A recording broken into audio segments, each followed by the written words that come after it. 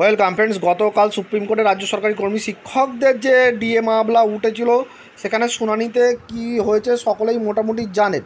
কিন্তু কোর্টের ভেতরে জাজদ্বয় কী বলেছেন, রাজ্য সরকারের আইনজীবী কি বলেছেন, এইগুলি পুরো বাংলায় উঠে এসেছে। অনেকে ইংরেজি টেলিকাস্ট দেখেছেন, লাইভ টেলিকাস্ট, সেখানে ভালো বোঝা যায়নি বা গতকাল ঠিকভাবে আপডেট আসেনি। আমার মনে হয় আজকে আনন্দবাজার পত্রিকায় বাংলায় আপডেটটি উঠে এসেছে যে সবিস্তারে, এবং এই মামলার গুরুত্ব গোটা ভারতবর্ষে কেন সেটাও কিন্তু বোঝানো হয়েছে। অবশ্যই দেখে রাখুন, শেয়ার করুন, চ্যানেলগুলো সাবস্ক্রাইব করুন। দেখুন কি বলা হচ্ছে। ডিএ আজ সবিস্তার শুনানি। রাজ্য সরকারের কর্মচারীদের বকেয়া মহার্ঘ ভাতা নিয়ে সুপ্রিম কোর্ট এবার চূড়ান্ত ফয়সালা করতে চাইছে।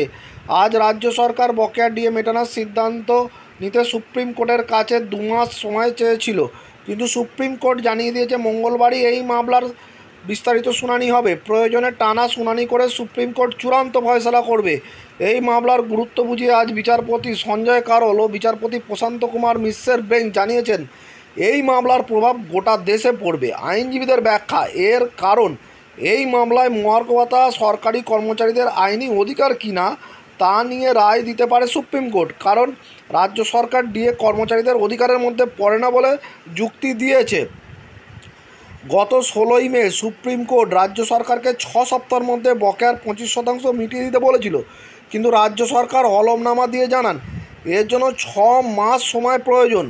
রাজ্য ওই 25% আদালতের কাছে জমা রাখবে, কারণ সুপ্রিম কোর্ট রাজ্যের পক্ষে রায় দিয়ে বকেয়া ডিএ দিতে হবে না বললে সেক্ষেত্রে কর্মচারীদের থেকে টাকা ফেরত নেওয়া কঠিন হবে।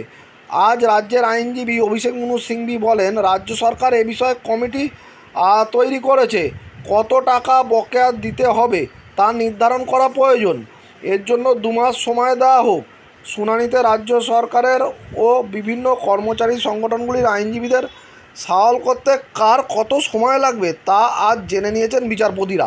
তাহলে দেখলেন, অনেকেই শুনেছিলেন কী হয়েছে, কিন্তু এখানে কিন্তু বাংলায় ভালো করে উঠে এসেছে। দেখে নিন কী কী মূল ম্যাটার হলো, যে আজকে কিন্তু একটা রায় দিতে পারে, সেটা হচ্ছে যে ডিএ সরকারি কর্মীদের অধিকার কিনা।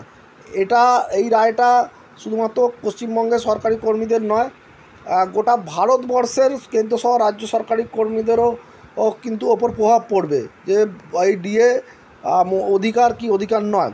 দ্বিতীয়ত, আজকে যে শুনানি যে খুব জোরালো হবে গতকালই সেটা বোঝা গেছে, কারণ কে কতটা সময় চাই সেটাও জেনে নিয়েছেন বিচারপতিরা।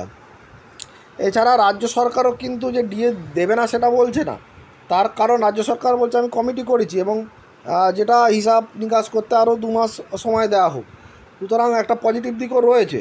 ফলে সব মিলিয়ে আজকে একটা বলা যায় একটা দীর্ঘ শুনানি হবে এবং একটা জোরালো শুনানি হবে, সেই অপেক্ষায় রইলাম। যত দ্রুত সম্ভব আপনাদের আপডেট শেয়ার করব। অবশ্যই চ্যানেলটিকে সাবস্ক্রাইব করে রাখবেন। ধন্যবাদ।